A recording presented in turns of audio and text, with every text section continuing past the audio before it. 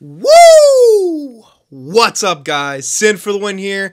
Playoff times are back, so you know what's returning. I wasn't even gonna do this, but I was like, no, I can't not do this. We're back with the Sharks Cynalysis. Anyway, so game one is in the books. Sharks win 3-0, and let's break it down a little bit. I'm beyond stoked right now. My adrenaline's still going. Feels so good to have a playoff hockey, and man, Sharks and Anaheim are very evenly matched. Now, do not let this score fool you. 3-0 could have easily been 1-0, 2-1. Like, this game was insanely close. First period was not all Anaheim, but they had the distinct advantage in the first period. They were absolutely just on top of the Sharks, and I was kind of worried. I was like, you know what? Yeah, that's, it's what I expected. The Sharks seemed a bit sluggish, but come the second period, once our feet started to get moving, the Sharks started to play their game, and that's what you got to do. In this matchup, whichever team is playing their game are going to have the advantage, because that's how these two teams are built, that's how they operate, that's how they play, that's how they get momentum, everything like that, and we did it. The Sharks did it. Game one in the books. It's good to steal that first one on the road, especially game one. You really, help yourself out, because you're guaranteeing to go home in game three with at least a split. Nothing less than that. That is huge to do on the road, and the Sharks did it. So my key things, man, players I think had a great game. I think Martin Jones came up huge, like he always does when he's needed. Sharks had a couple, lapses, some bad changes in there, and Martin Jones came up big like he does, makes those big saves. And yeah, Brent Burns had a fantastic game. Both sides of the puck. He was putting pucks on the net, and he played solid defensively. Him and Paulie Martin back there, they got the job done. And of course, you can't shout them out without also giving the shout out to Vlasic and Braun, because they are the silent champions of that Sharks defensive core. They will play against the best players night in, night out, get no praise for it, come back and do it the next day. And that's what they did, where they were able to help shut down all the line, but especially that top line. So I think moving forward in this series, what the Sharks have to do is keep trying to play their game, and do not, I cannot stress this enough, do not buy into Kessler and Perry antics. And I think the Sharks are smart enough to know that. They're experienced enough, they play the Ducks enough to kind of know that. They've been around Kessler for years, back in the Vancouver days. They know how the dude's going to operate. They got to come in there playing tough. And the only person there's two people I was kind of worried about going up against Kessler. It was Timo Meier and Evander Kane. I wasn't sure how they were going to react to it. Now, luckily, Timo Meier's not going to see too much of Kessler, since that's not the matchup that Carlisle wants to put out against there. He wants to put that Kessler line out there against the Sharks' top line, and that's, the Pavelski-Kane duo. And I think, they did a great job of the whole team not succumbing to that bullshit, that Kessler bullshit. And you know what happened? Kessler and Perry ended up taking stupid penalties, and Sharks scored on a 5-on-3. Sharks put pressure on the power play. That's where the momentum started. That 5-on-3 goal started it. Floodgates have opened, and then, well, guess what? Yeah, Evander Kane is a playoff performer. Evander Kane is a playoff performer. One more time for the people in the back. Evander Kane is a playoff performer. You heard it here first. Thank you, Buffalo. Wilson, please sign this guy. I will sacrifice a first. Please, please, please. That was a great game. He had a great game, and I think he's still playing through injury, which makes it even better. But it's so good to see a guy like Evander Kane, who's really worked hard and gone through a lot of adversity throughout his career, finally get a chance to get in the playoffs, and look what he does. 2-goal night in his first postseason appearances. It's unreal, man. I was so happy for him.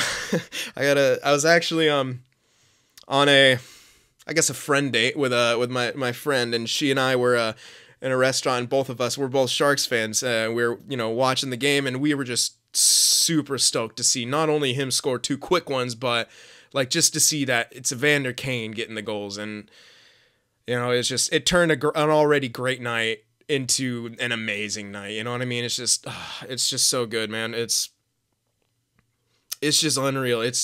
But we can't get ahead of ourselves, man. This is one game. We all know it takes takes 4 wins to win a series. It takes 16 wins to get that cup. Sharks have a lot of work to do. And while this is good, something to build on, you cannot rest on your laurels. And if you listen to the Sharks interview, they understand. You know, they were there in 2016. They came up short. They know what disappointment feels like. They know what choking's like. This team is different, and even without Jumbo, even without Marlowe, we're finding ways to score. A lot of people counted us out, including in the last year of these Cynalysis things, you know, and even when I was talking about the my Cynalysis for the Marlowe trade, people were saying, you know, we don't think Sharks gonna make it. Yeah, you think they're gonna make it back. Oh, Flames are going, you know, they're gonna kick the Sharks out. About that. Sharks are still here, and we ain't going anywhere anytime soon. Yeah, I know I sound like a bit of a homer right now. Let's get back to the analysis here. So let's move on into the third period after the Sharks, had their 8 minutes of amazing hockey where they got 3 goals and just completely took all the air out of the building. Third period, there was a little bit of pushback, but what the Sharks did is it was almost like like they harnessed that energy and just put it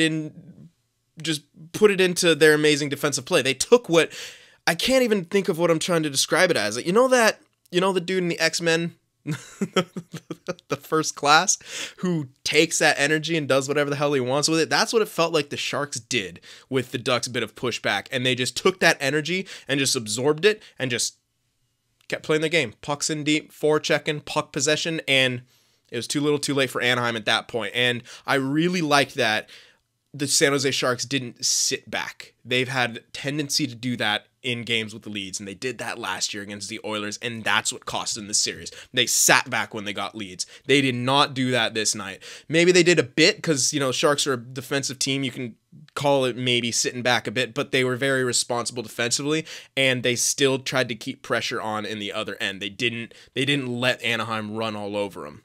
And granted, Anaheim is not the fastest team out there, but if you give them momentum, they are a team that feeds off that momentum. And the Sharks did a tremendous job eliminating them. So, game 2 will be Saturday night, and I'm very excited for that. There's going to be a huge pushback from the Ducks. Sharks have got to be ready. They have to match that intensity. And again, you have to just take the knocks. Kessler's going to give you knocks. Perry's going to give you knocks. Do not buy into their bullshit. Do not, because that's what they're looking for. They're looking to just make people take stupid penalties, and in this case, we made them take stupid penalties. So we have to keep that up. So game 2, this is gonna be a hell of a series regardless. Like I said, 3-0 is. It's very misleading, the score. This is still going to be a tight series. The Sharks have got their work cut out for them. Anaheim's a great team. They're going to come back strong. And like I said, the Sharks just have to be able to match that, and they got to do it night in and night out. You cannot take breaks. This team, there's no more, man. No more. We can't do it anymore. You got to keep pressing. This has to be the new identity of the Sharks. Yes, we're great defensively, but now we have this offense, and now we have to keep pressing. So let me know what you guys think. If you watch this game, give me your suggestions. You think I, missed something or was wrong about something, please let me know, man. I love getting a good debate going in the comments, especially about hockey, man. Especially about playoff hockey. And, no matter who you're cheering for, no matter what team you think's going to win the cup, no matter if your team's in it or not, I think we can all agree that playoff hockey is the best time of the year. Let's go Sharks, baby. I'll see you guys after Saturday's game. If watching my videos just isn't enough sin for you, be sure to go over there on Twitter and shoot me a follow, and you could even join our Discord server as well to talk with some of the other sinners out there. The links to both are in the description.